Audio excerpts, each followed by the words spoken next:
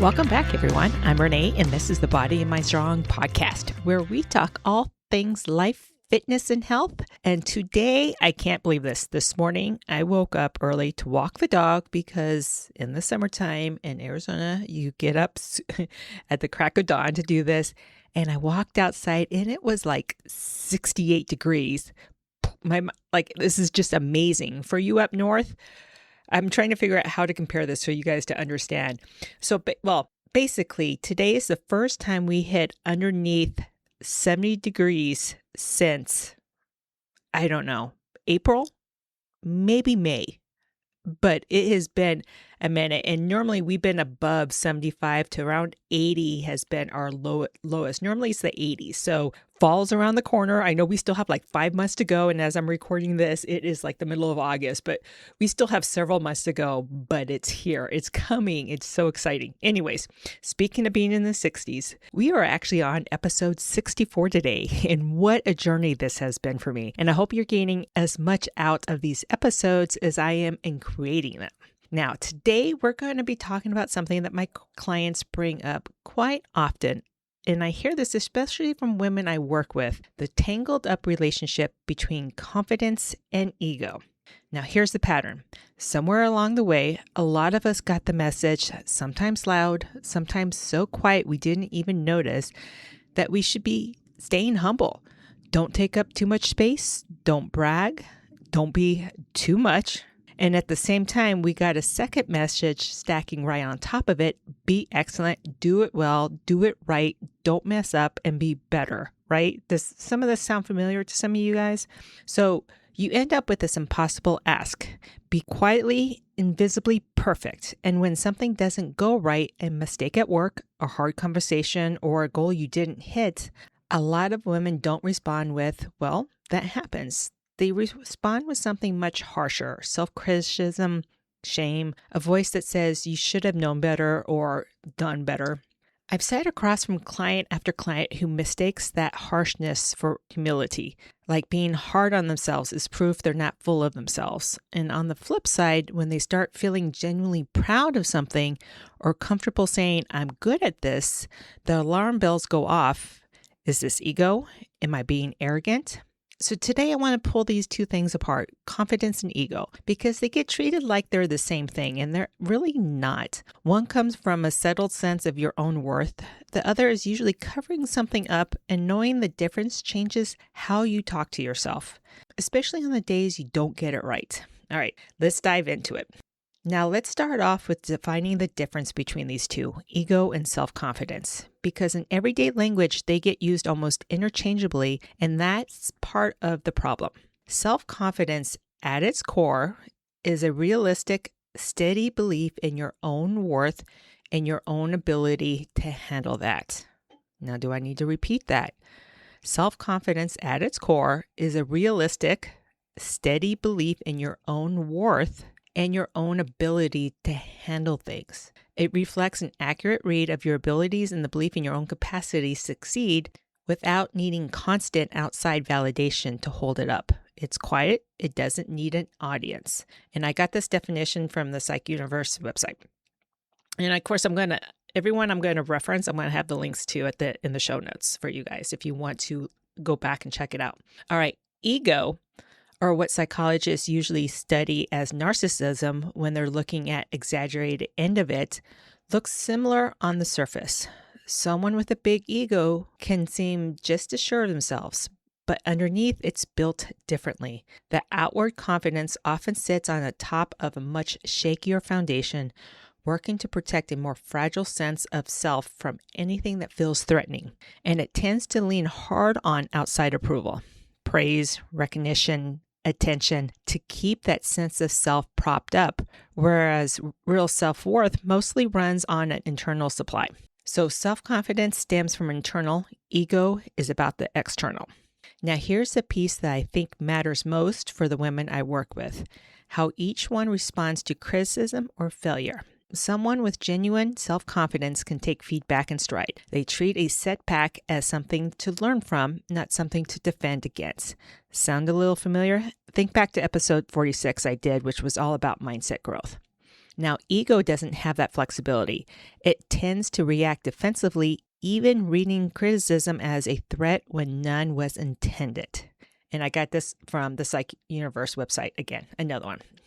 There was an actual research behind this. Here's something I pulled from the Psychology Today. A study looking at self-esteem and narcissism side by side found that people with high narcissism show physical signs of stress and heightened arousal when they're about to be evaluated socially, while people with genuine self-esteem tend to stay more physiologically settled in those same moments. In plain terms, the person with real confidence isn't bracing for impact. The person running on ego is. One more distinction I want to name because it's subtle, and this comes from the National Institute of Health. Confidence tends to draw from a sense of worth that's available to everyone, not something scarce or reserved for that specially gifted, while ego tends to treat that worth as limited, something only certain special people get to claim. That's big. Basically, your sense of value is tied to being better than most, which is fragile by design and exhausting to maintain. If your sense of value is just yours quietly, regardless of comparison, that holds up. So when a client tells me I don't want to come across arrogant, I ask them, are you actually worried about being perceived as you're better than other people? Or are you worried about simply believing you're enough? Because those two things are very different fears, and only one of them is actually about ego. All right, let's move on to building and strengthening self-confidence. Okay, so self-confidence is something internal and steady, and that's the good news is it can be built. It's not a trait you either have or don't. It's more like a muscle. Here are a few tools I actually use with clients. The first one, track evidence, not opinions. A lot of women carry a vague, floaty sense of I'm not good enough, but when I ask for proof, they can't point to anything concrete, or it's just a feeling they took root a long time ago. Or they have this extremely high sense of what good is supposed to be and feel they seldom meet it. So I'll have the clients keep a running list, even if it's on their phone notes. Moments they handled well, problems they solved, times someone thanked them or relied on them. Not to brag, just to build a factual record they can go back to when their inner critic gets loud. Confidence built on evidence is much harder to knock down than confidence built on mood. All right, number 2, separate the mistake from your worth. This is huge for that perfectionist. When something goes wrong, the habit is to jump straight from I made an error to I am the error. Part of the work is learning to pause in between those two thoughts and ask, what actually happened here? What does it mean about the task? Not about me as a person. A mistake is information. It's not a verdict. All right, number 3, practice taking up space on purpose, ladies. Since a lot of this pattern comes from being taught to shrink, one small but powerful exercise is to intentionally practice the opposite. Speaking first in a meeting, stating an opinion without softening it with 3 qualifiers, sitting in a chair without curling in, small, physical, and repeatable acts. Confidence often follows behavior before it follows belief. Number 4, get comfortable being seen without performing. For clients who tie confidence to constant achievement, I encourage moments where nothing needs to be proven. No task, no output, just existing in a room and being okay with it. It sounds simple, but for a lot of high-achieving women, it's genuinely uncomfortable at first. That discomfort is worth sitting with because it's showing you where your worth is currently attached. This one I actually tied to take a compliment without deflecting. Accept it, say thank you, and move on. Number 5, reframe self-talk like you talk to a friend or a client. I ask clients, would you say that to someone you're supporting? And usually the answer is an immediate no. That gap between how kind we are to others and how harsh we are on ourselves is one of the clearest places to start doing repair work. Number 6, let confidence build slowly and let yourself notice it. Confidence isn't usually built in one big leap. It's built in the noticing. Each time you do the hard thing and it goes okay or even goes badly, but you survived it, that's data. The skill is pausing long enough to let it register instead of rushing straight to the next thing you're not sure about yet. This actually is a good precursor to the first tip. Before you can start listing your strengths, you need to practice taking notice of them. Number 7, redefine success on your own terms. So much of the pressure women carries comes from chasing a definition of success that was never actually theirs. It was inherited from family, from culture, from what looking successful is supposed to look like on the outside. So I'll ask clients to sit with the real question, is this goal mine or is it society's? And even more useful, is success only the end result, the title, the number, the finish line, or does it include the growth along the way?